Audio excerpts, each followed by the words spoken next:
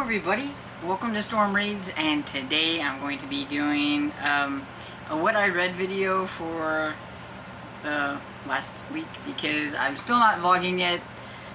I do have a new case ordered though, so that maybe I can fit my phone up there with my case on it and I don't have to take my phone out of the case because it's really hard to take it out of this case, and so don't like doing that every time I had to make a video clip. So hopefully we'll have the problem solved. Fingers crossed. So anyway, I read, let's see how many books I read 6 books. So I did really good. Most of them I believe were audiobooks.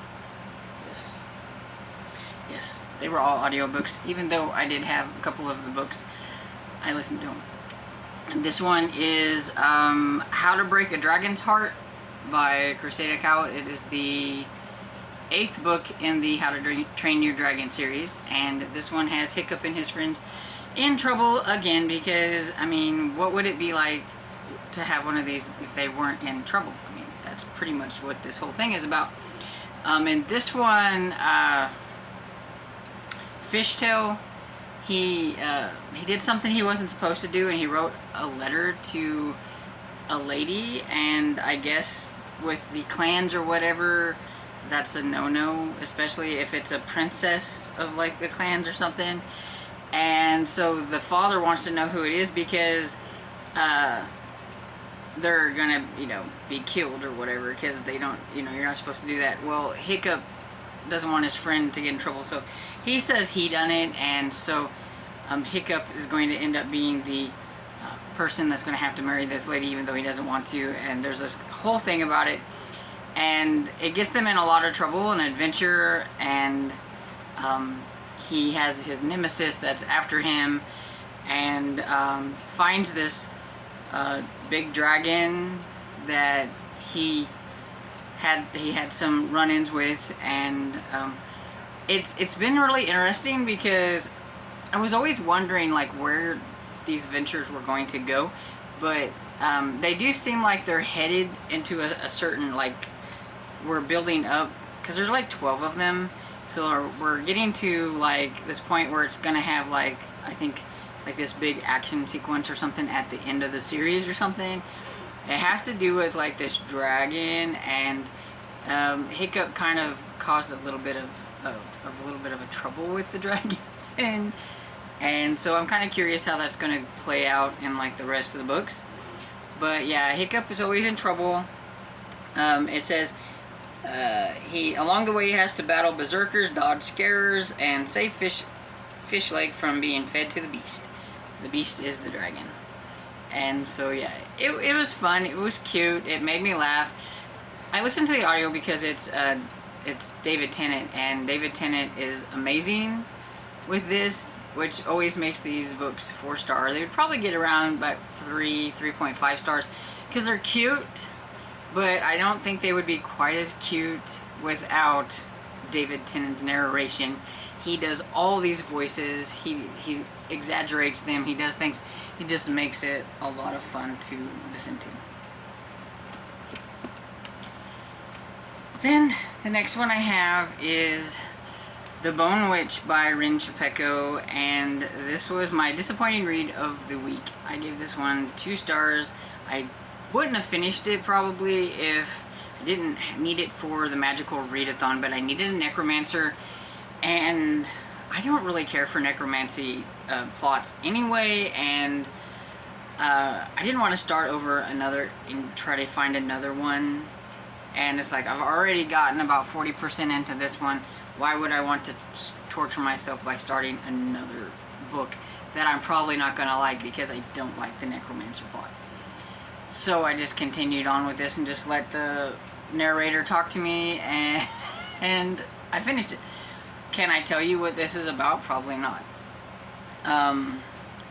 It's about a girl named T. Yeah, it's about a girl named T. When she was really young, she finds out that she's a bone witch because she raised her brother from the dead. And bone witches aren't really seen as a good thing, so she's like sent off to like kind of tutor with another bone witch or whatever, and a lot of things are happening, and yeah, I don't really remember. There's some battling things going on at the end, but it wasn't enough for me to care about what's going to happen in the next book, because I'm not going to read it because I really don't care. So 2 stars. So next up I have Promise Canyon by Robin Carr. This is the 11th book in the Virgin River series, and this one was about characters that I didn't really know. One of them is Clay, who is a Native American, and he's a vet tech, and he has come to around Virgin River. I don't think he's like exactly in there, but around it. He's there because Nate, who is a veterinarian, wants him to come and work for him, and because they knew each other. And so he comes there, and then it's about Lily, I believe that's her name, who is another Native American lady, but from a different tribe. And the tribes, she's from the Hopi tribe and he's from the Navajo tribe, and I guess they have like a long-running kind of like relationship where they don't like each other. Like their tribes are known for not liking each other, probably like a long time ago or whatever it is.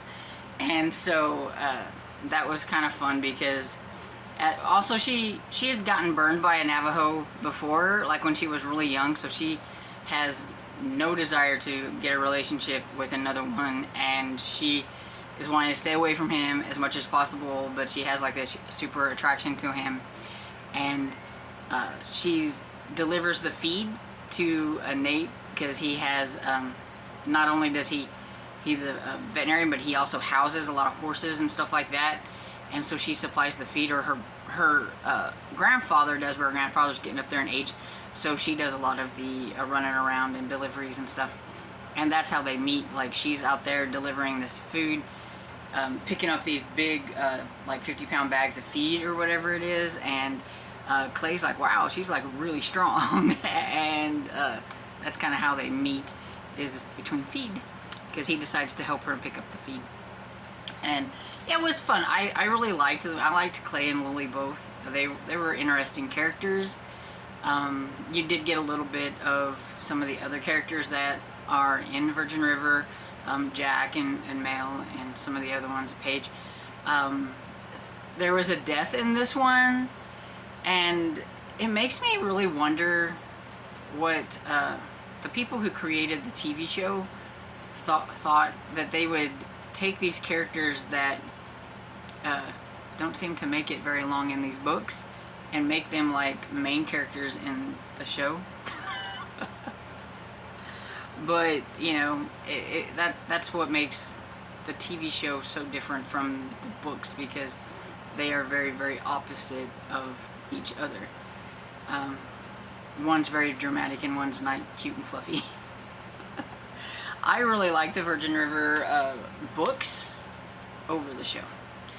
And me and my friend have been better reading these, and so we're almost there. I think there's like 19 or 20 books in the series, so we're getting there slowly but surely. We're getting there. And yeah, I liked it, 4 stars. Then the next one is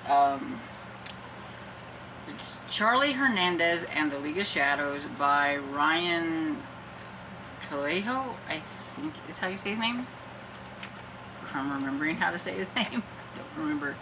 But this one is the first, and I don't know if it's a trilogy or a series. There's 3 out right now, but I don't know if that's just all that's going to be out, because I think the latest one just came out last year or this year, so I don't know.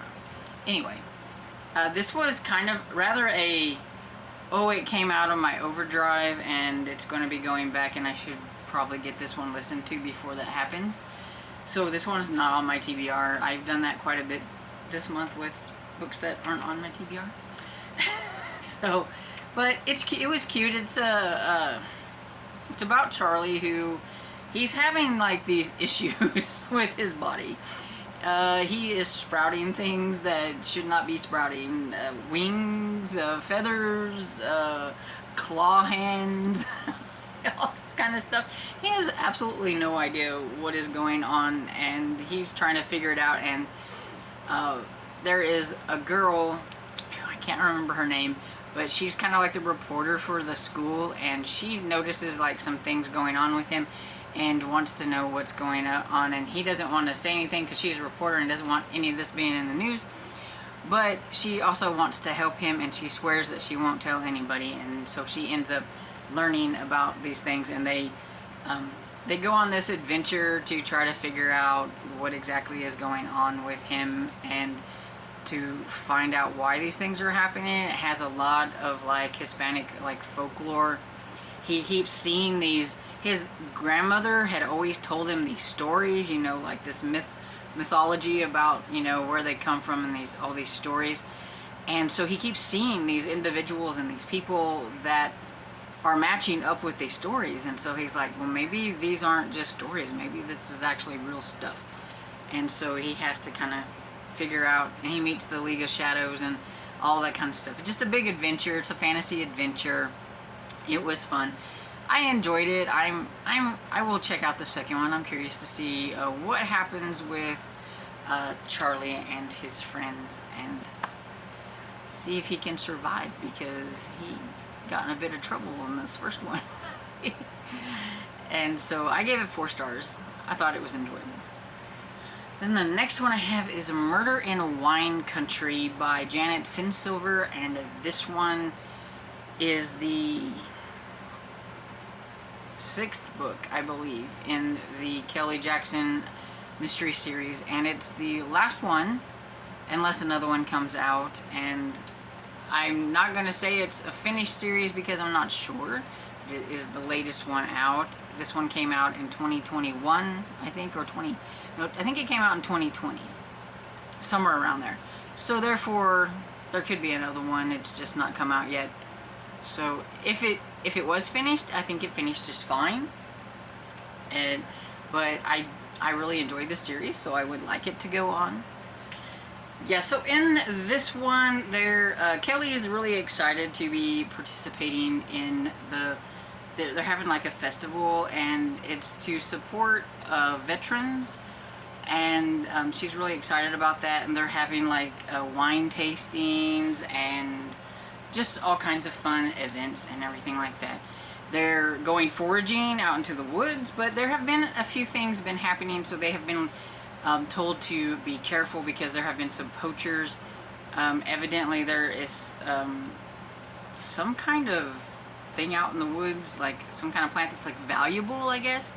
And so they have been people out there that are not so nice, and they told them, you know, make sure when you do go foraging that you go in pairs or things like that, so it's less likely that you be approached by somebody that's going to harm you.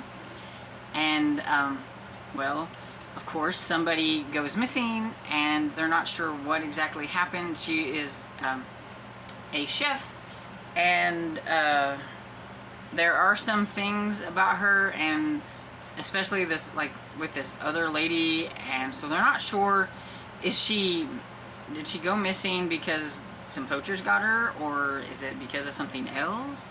And then somebody else goes missing, and so then they're like, oh no, what's going on? Well, and then this one, the second one that goes missing, there is a ransom demand, and so it's like, okay, what is going on? So Kelly and the Silver Sentinel, the senior sleuths, are going to investigate and figure out what's going on. And yeah, it was really cute. I liked it. I really like the senior sentinels. I think they're probably like the best part of the whole thing, because they are an adorable group of seniors.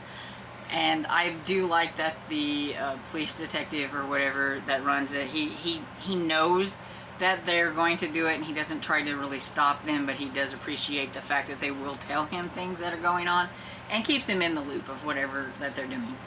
And it's kind of funny because Kelly Jackson is kind of new to the town. Like in book 1, she's new. She gets the job as the like manager of the B&B, and when they don't know each other, so it's like, you know, officer this, you know, Miss Jackson, you know, and things like they're like really formal. And then when it's decided that she's going to be staying there, and they are like, okay, so you're going to be staying here in town. When things aren't going, you know, a certain way, they call each other by like their first name. But as soon as he says, okay, Miss Jackson or whatever it is, she knows that there's some sleuthing involved with the seniors and that he's all professional. And so I always thought that was kind of funny. They can call each other by their first names unless there is a case. And then whenever that happens, it's back to, you know, proper names. So I always thought that was kind of funny. But yeah, I like it. 4 stars. It was, overall, this has been a very enjoyable series, and I think you should try it out. And the last book I have to talk about is Evil Woman by Julie Mulhern, which is the 14th book in the Country Club series that is set in the 1970s in Kansas City, Missouri. So I think that's really cool because I don't really read a lot of cozies or a lot of stories in general that are in Missouri, so that's kind of cool. But in this one, okay, it's really hard to talk about without spoiling certain things that some people don't want to know about because they're not as far into the cozy or whatever. So let's just say that it's about Ellison and Detective Anarchy Jones, and she is actually not wanting to sleuth or do anything. She's just trying to enjoy life and everything, and she comes back from a trip. Somebody has already been murdered.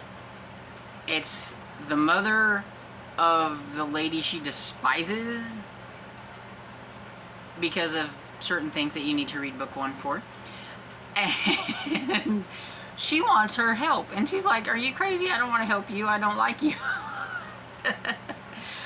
But she says she's being framed for murder. She did not murder her mother and needs Ellison to help her, but she doesn't want to get involved. She doesn't want anything to do with anything. But because of a series of incidents that happen, she ends up getting involved in having to try to figure out what happened with Detective Anarchy Jones. And so I really like this one, but I say that I think this one's a little bit grittier than the other ones, but then my friend Tiffany from the Beach Bum Bookworm said that she thought the first one was fairly gritty for a cozy and had some things in it she didn't think would be in there, and so now I'm not sure. So I think maybe since it's set in the 1970s, I give it a little bit more leeway than I might do some others. But I don't know, I just really love this series, and I think it's pretty, like, I know, cozy, but some other people might not.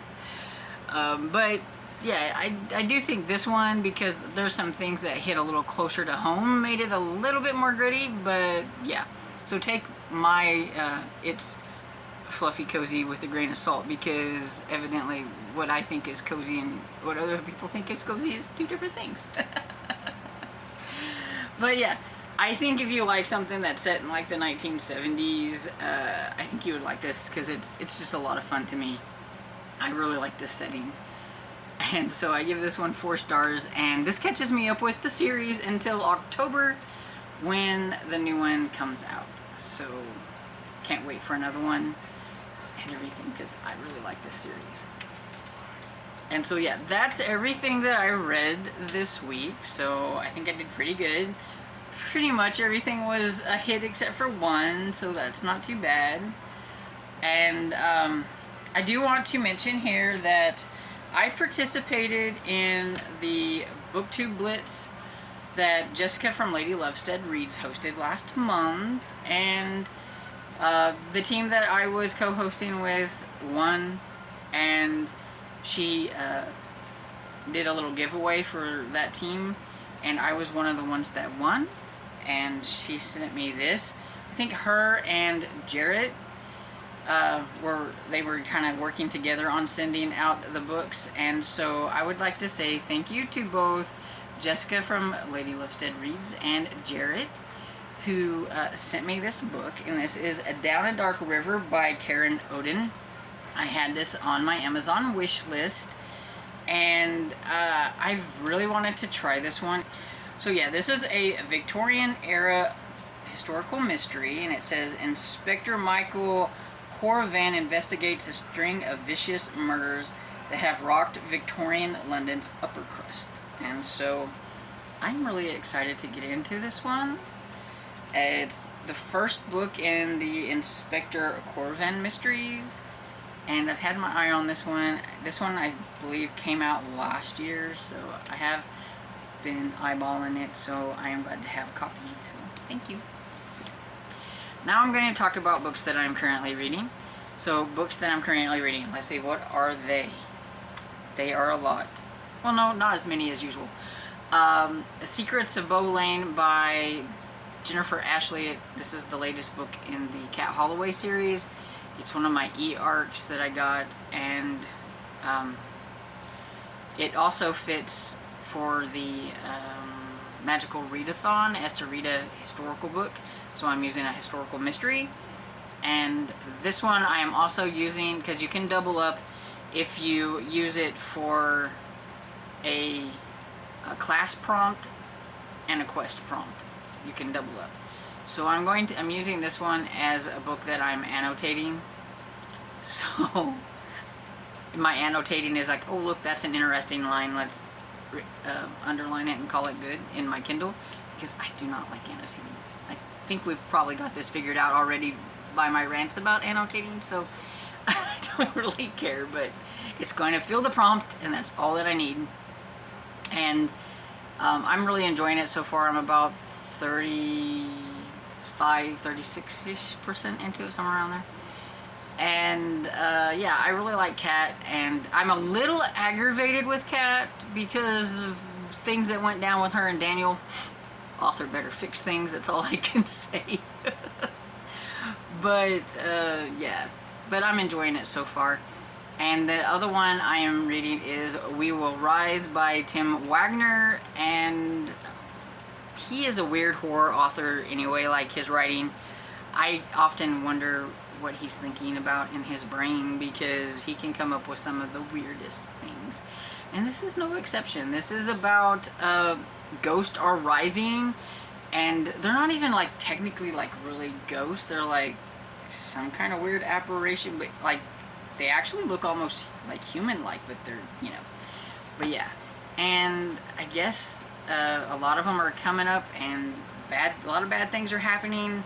There's a lot of gross stuff happening, and I'm assuming eventually the ones that are left in this town that haven't been like killed by these ghosts of their past are going to have to try to figure out how to survive or to defeat whatever's happening. I haven't got that far yet. Right now I'm still in the getting to know this person, that person, that person, that person, because there's a lot of characters and all these things that are happening to all these characters, and all these gross things are happening to people that these characters might know, and all that kind of stuff.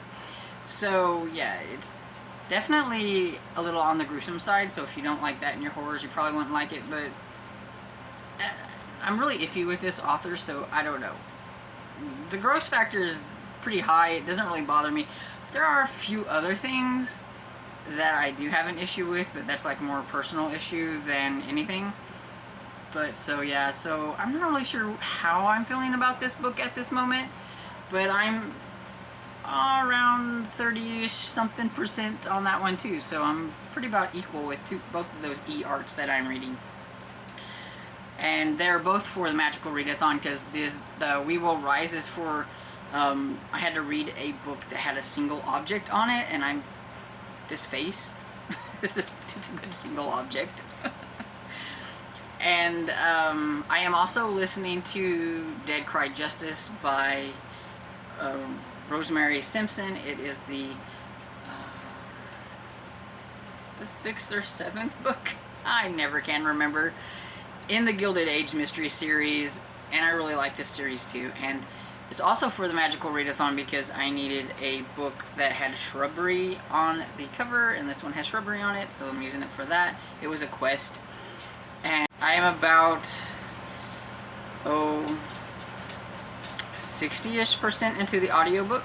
So I should be able to finish that one fairly quick. Yeah, I don't know exactly anything else that's going to be coming up for this coming week, but you will find out when you watch my next What I'm Reading video, and find out then. Anyway, so have you read any of these books? Do I pique your interest with any of these books that I talked about? Let me know down in the comments, and I hope you enjoyed this video, and if you did, please give it a thumbs up and subscribe, and I will see you all in the next video. Bye!